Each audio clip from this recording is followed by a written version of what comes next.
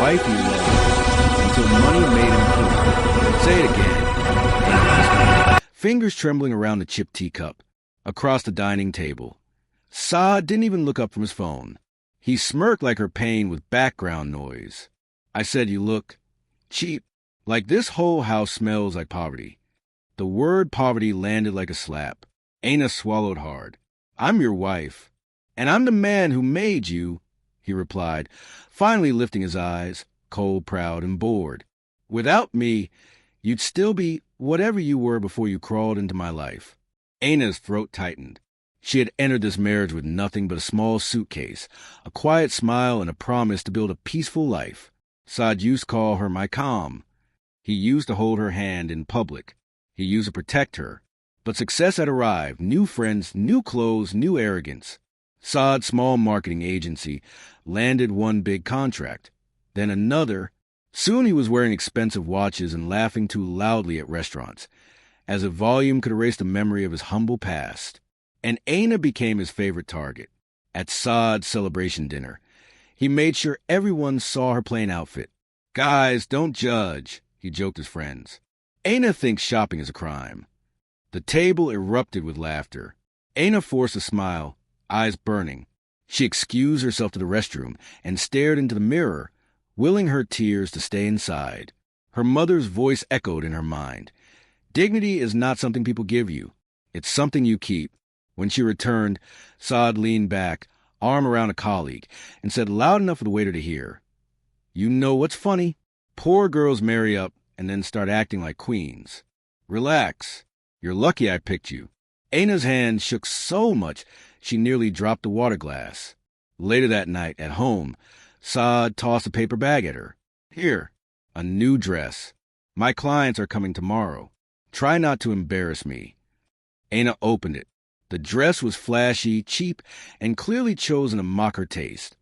Like he wanted her to look like a doll he controlled. She looked up slowly. I'm not your decoration. Saad's smile faded into irritation. Careful, he said, voice low. Don't forget where you came from. Ana's eyes hardened. And don't forget where you came from. Saad stepped closer, towering over her. You're starting to talk too much. Ana's phone suddenly buzzed. An unknown international number. She hesitated, then answered. A calm voice said, Miss Ana Noor, this is regarding the late Mr. Kareem Al-Haytham's estate. We need to meet. Urgently. Ana's face drained a color. Her fingers went numb. Saad narrowed his eyes. Who was that? Ana couldn't speak. Because the name Kareem Al-Haytham wasn't just any name. It was a name she had buried with her past. And Saad was about to dig it up, the secret she never used as a weapon. Saad held the phone like it could burn him. Kareem Al-Haytham, he pronounced it carefully, as if testing whether it was real. Then he laughed, sharp and suspicious. What is this? Some scam. Ana reached for the phone. Saad pulled it away. No, tell me. Why would a foreign number call you about some rich man's estate? Ana's voice came out thin. Give me my phone, Saad. He leaned closer. Answer me.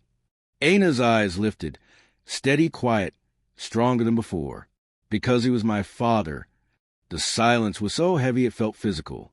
Then Saad burst out laughing. Not amused laughter. Cruel laughter.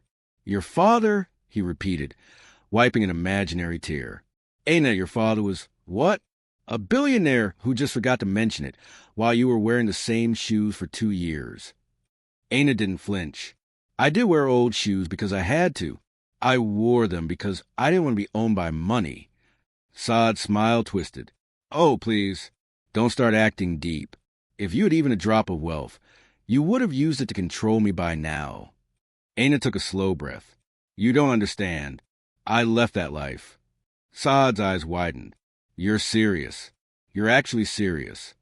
He stepped back, then walked in a circle like he was watching a comedy show. So the poor wife thing was an act? You tricked me. Ana's chest tightened. I didn't trick you. I loved you. I wanted a normal life. Saad's face darkened. Normal life? While hiding a billionaire father. That's not normal. Ana, that's manipulation. Ana's voice rose for the first time. Manipulation is what you do. You humiliate me so you feel taller. Saad's jaw clenched. Don't turn this on me. He threw the phone onto the couch and pointed at her like she was on trial. Fine. If this is real, prove it. Call them back. Put them on speaker. Let's hear your billionaire daddy story. Aina hesitated. Her heart hammered. That world, private jets, high walls, silent guards, was everything she ran from. Not because it was evil, but because it was lonely. Her father's name carried power, but also carried expectations that suffocated her. She picked up the phone with shaking hands and called back. The line connected. Miss Noor, the same calm voice answered. We've been searching for you. Your father's will name you as the primary heir. The inheritance is valued at approximately $20 billion. Saad's face froze. The voice continued, professional and precise. We require your presence to sign protective documents. There are complications. Some parties may attempt to challenge this. Aina's throat went dry. When do you need me? Tomorrow morning. A security team will meet you. Saad couldn't breathe. He stared at Aina like she'd become a stranger. After the call ended, he whispered, 20 billion? Aina's eyes glistened. I didn't want this, Saad. His mind seemed to snap in two, panic and greed fighting for control. Then his tone changed, softer, false. Aina, why didn't you tell me? We're married. We're a team. Aina's voice was calm but wounded. A team doesn't laugh when one person is bleeding. Saad stepped closer, reaching for her hand. Listen, I'm sorry. I've been stressed. Aina pulled away. Don't. Saad's smile vanished again. So what now? You think you're better than me? Aina looked at him with quiet clarity. No. I think I finally remember I'm not less than you. Saad's eyes flicked toward the door like a thought had just been born. Dangerous and sharp.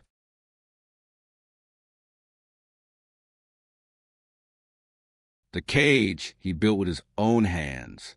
Aina stared at Saad as if her mind refused to accept what her eyes were seeing. Saad opened the door. He leaned against it casually, like this was a playful argument. Relax.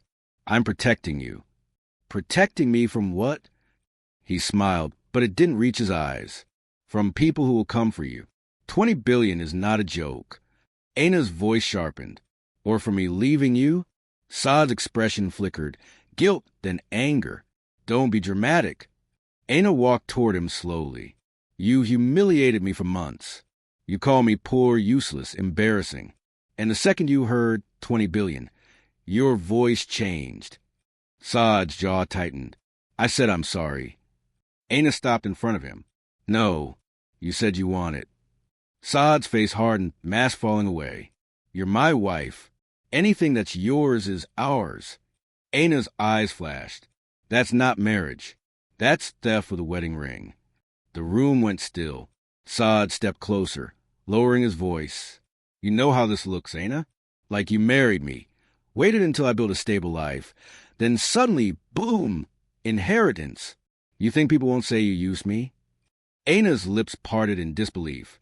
You're blaming me for your cruelty now. Saad's tone grew sharper. I gave you a name, a home, status, and you want to walk away the moment you get richer? Aina felt something inside her settle, like a door closing forever. You didn't give me dignity. I carried it myself while you tried to crush it. Saad grabbed her wrist.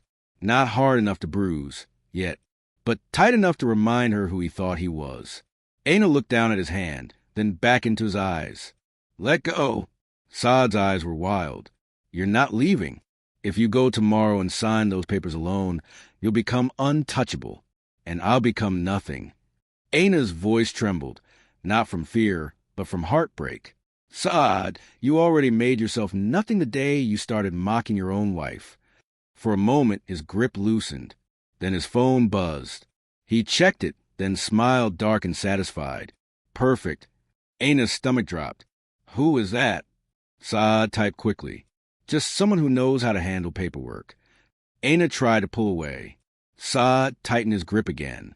You're tired. Go rest. Aina's eyes darted around the room. She was trapped in a home that suddenly felt like a prison. She forced herself to breathe. To think, her phone was still in her hand. She quietly pressed a button. Her thumb hovered, then tapped, sending her live location to the number that had called earlier. Saad didn't notice. He was too busy texting, smiling like a man who believed the world belonged to him. Aina walked toward the bedroom slowly, acting obedient while her mind raced. If security is real, they'll come. Inside the bedroom, she locked the door and leaned against it, trembling. She whispered to herself, "I'm not a victim. I'm not a decoration. I'm not a secret to be stolen." Then she heard footsteps outside. Saad's voice, low and excited. "Yes, tomorrow morning. Bring the documents. Make sure she signs. And make sure she doesn't talk." Aina's heart slammed against her ribs. She looked at the window. Second floor. Below, darkness and cold air. Above, the sound of a lock turning. Saad was coming in. When power arrives quietly, the lock clicked. Aina backed away from the door, eyes wide. The handle turned again. Then another sound. A deep, heavy knock echoed from the front door. Not a casual knock. A command. Saad's footsteps paused. The knock came again. Stronger. Aina's breath caught. She pressed her ear to the bedroom door, listening. Saad's voice called out, forced and irritated. "Who is it?" A calm reply answered through the door. "Security. Open, please." Saad froze. Security from where? A second voice, colder. "From the Al Haytham estate. You have 30 seconds. Aina's knees nearly gave out. Saad muttered under his breath, panic rising. "How the hell?" The knock turned into pounding. Saad rushed down the hallway. Aina unlocked the bedroom door and followed quietly, staying out of sight. Saad reached the front door and shouted, "She's asleep. Come tomorrow." Silence for one beat. Then the doorbell camera speaker crackled. "We are already here because we received a distress location pin. Open the door now." Saad's face drained of color. He looked back toward the hallway, eyes scanning, calculating. Then he smiled, fake confidence. "This is my house. You can't barge in." The voice replied, colder than before, "We are not requesting permission. We are informing you." Saad stepped back, grabbed a heavy decorative vase like a weapon. Aina's stomach twisted. He's going to do something stupid.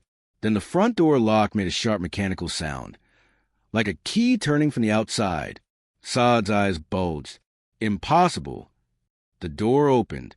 3 men entered first, black suits, earpieces, controlled movements. Not loud, not aggressive, just absolute. Behind them walked an older man in a charcoal coat, silver hair, posture straight as a ruler. His eyes were tired but powerful, like he'd seen the world bend before. Aina's throat tightened. Saad lowered the vase slowly, voice suddenly sweet. Sir, there's a misunderstanding. My wife." The older man's gaze landed on Aina, who stepped forward into the light. His eyes softened instantly.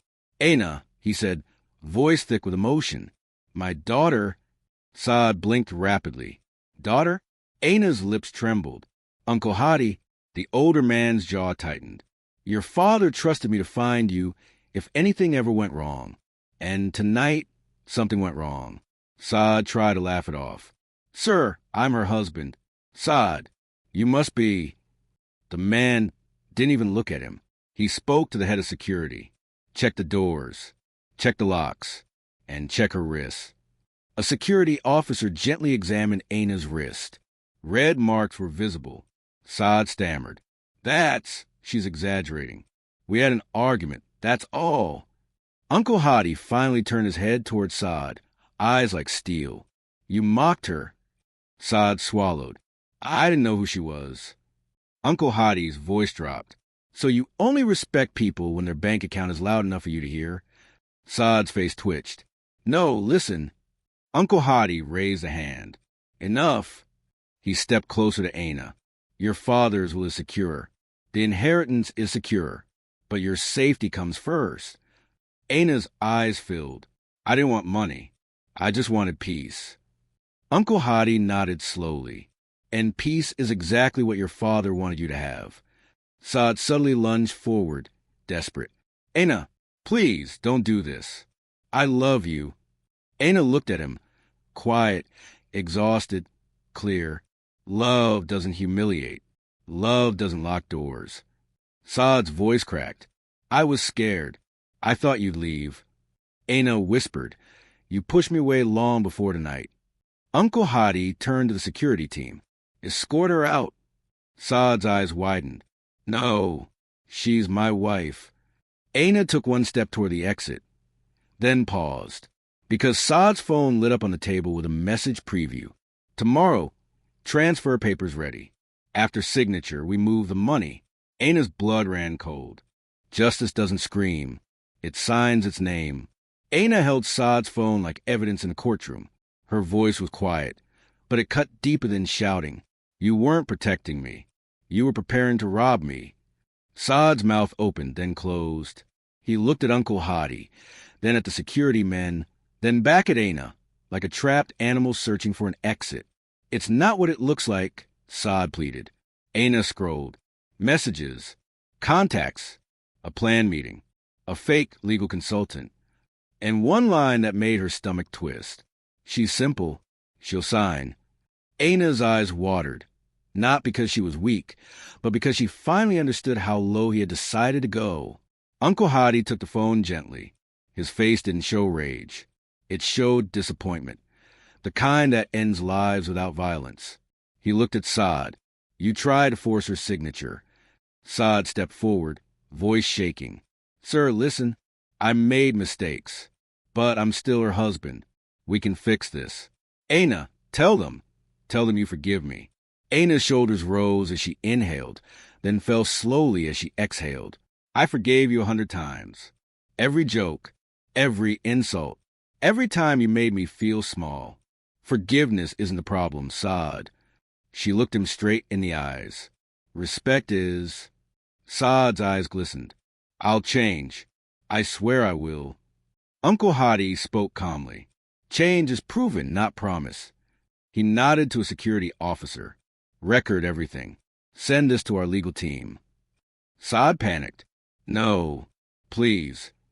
Aina lifted her hand, one simple gesture that silenced him. Stop begging like a good man when you acted like a cruel one. Her voice softened, not with mercy, with truth.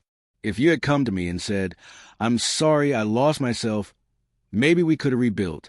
But you locked the door, Saad. You chose control over love. Saad's voice broke. I didn't know you had this kind of power. Aina replied, That's the saddest part. I didn't either. Not until you tried to take everything from me. Uncle Hadi guided Aina toward the doorway. Come, you'll sign the documents in a secure place. Your father arranged for a foundation in your name, education grants, shelters, hospitals. He wanted your inheritance to become hope. Aina's tears finally fell. He wanted me to help people even after he was gone. Uncle Hadi nodded. And you will. Saad stumbled after them, voice frantic. Aina, don't leave me like this. Aina paused at the threshold. She didn't look back with hatred. She looked back with something stronger. Freedom. Saad, she said softly, the punishment isn't the law. The punishment is that you finally met the real me, and you can't reach her anymore. The security team stepped between them. Saad shouted, You think money makes you powerful? Aina answered without turning around. No, truth does. Outside, a black car waited. The air was cold, but Aina felt something warm rise in her chest, like a sunrise after a long night. She got in, the door closed, and for the first time in months, she felt safe.